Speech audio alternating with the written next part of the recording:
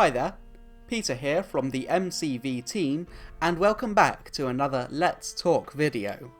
Today we are going to be talking about creating your unique civilization. The purpose of today's discussion is to show off the empire creation menus and how the choices there will affect your gameplay experience. I will not be creating a new civilization today, as it takes ages if you dither about it the way that I do. It's taken me a while to get around to making this video. I tend to just move on to new games, but since I got so much response to my last video, I thought I'd give it a shot for you guys. Without further ado, this video is Let's Talk Stellaris, Empire Creation.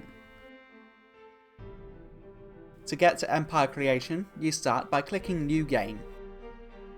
Here on the side you have Random Empire and Create New Empire. Then you've got the empires you've already made, as well as default empires which the developers have made for new players who just want to get straight in. I have never actually played with one of the presets, I just think it's fun making my own up. So let's take a look at what you see when you click Create New Empire. Straight away we can see three main sections: Species, Homeworld, and Empire. These choices are mostly independent of one another, creating a huge scope for variety. The interactions between these sections are the only exception to this, but we'll come to that as appropriate. Species appearance is basically where you choose what your species looks like. Although they can be reptilian, slug-like, or mushroomish, this doesn't actually affect how they play.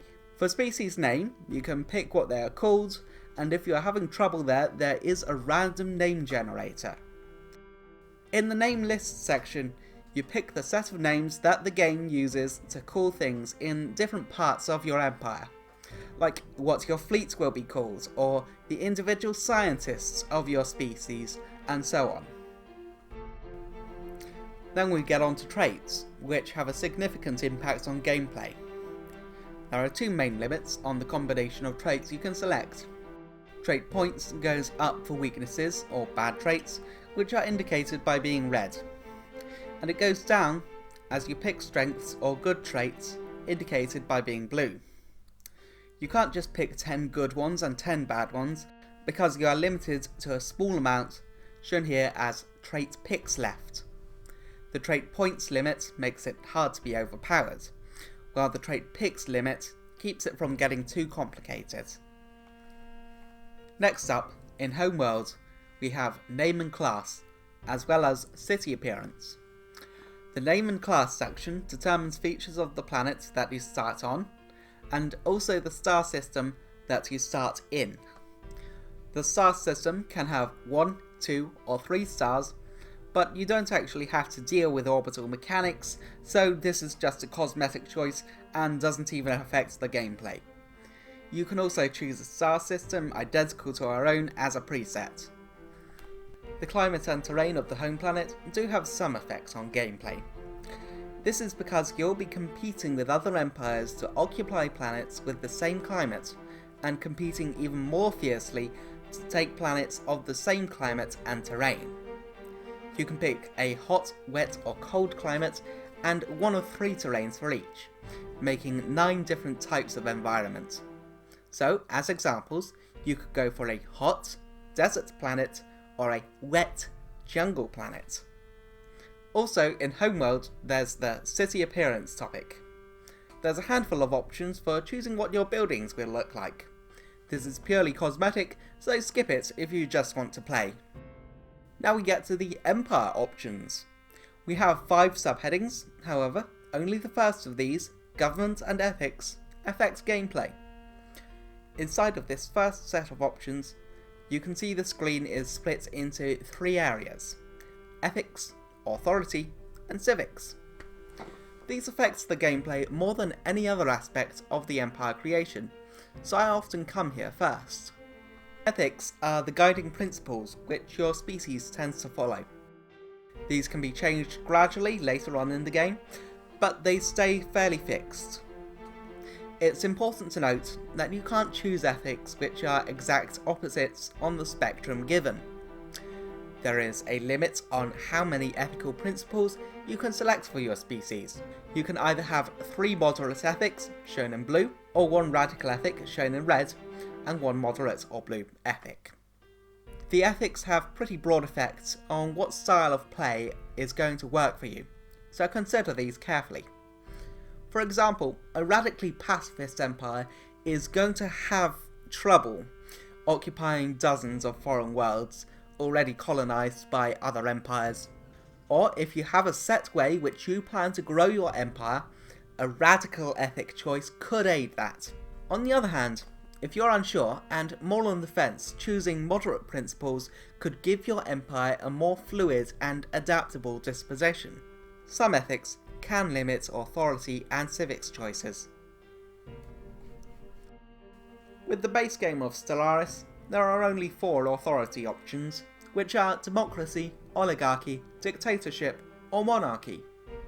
In the Utopia expansion, there is also a hive mind's authority, while in Synthetic Dawn, the artificial intelligence authority becomes an option. The largest way that the authority choice affects your gameplay is how frequently you need to pick a new leader. In a dictatorship or monarchy, that figure has the time to gain experience while ruling, which results in bonuses for your empire. On the other hand, picking democracy gives you frequent elections which let you pick the right ruler with convenient boosts for the situation. Oligarchy is when the empire is ruled by a small collective who meet limited criteria that get them the position. As an additional note, the authority you can pick is limited if you pick either an egalitarian or an authoritarian ethic. Your authority choice also affects your civics options. Civics is the last important gameplay decision to be made here, and by this point has been affected by some of your earlier choices. Many civics require certain criteria to be met. Exalted priesthood requires an oligarchic authority, while a technocracy requires materialist ethics. So, if these requirements are not met, you'll find that the civic is greyed out, unselectable, and at the bottom of the list. You have to select 2 civics. Having selected all these things, your empire's overall structure will be summarised under one title, with a rough overview of how it really all works together. The other sections in Empire are Empire Name, Flag, Ship Appearance, and Ruler. You can assume Empire Name is where you choose the name of your empire. The Flag section lets you design how your flag looks, as you will often be seeing it on your map. Ship Appearance refers to spaceship design, although it has no effect on any practical elements. Lastly, the Ruler tab has you choosing the title, name, and visual backgrounds for, guess what? Your ruler. I've gone over all the different options for empire creation now, so I'll finish by saying how it seems to work overall. There are 2 main ways to go about it. If you already have a particular goal and strategy in mind, you can go straight to government and ethics and optimise for them. Alternatively, you can try and roleplay an interesting kind of people or culture. You'd pick the cosmetic options that give the right flavour, and then move on to government and ethics to imagine what kind of society they might establish. That's all I have to say for now, so thank you so much for watching. If you enjoyed this video, nuke that like button from orbit. I'm amazed by how well my Let's Talk Stellaris video did. I'm Peter from Mangy Cat Videos, and that's the talk.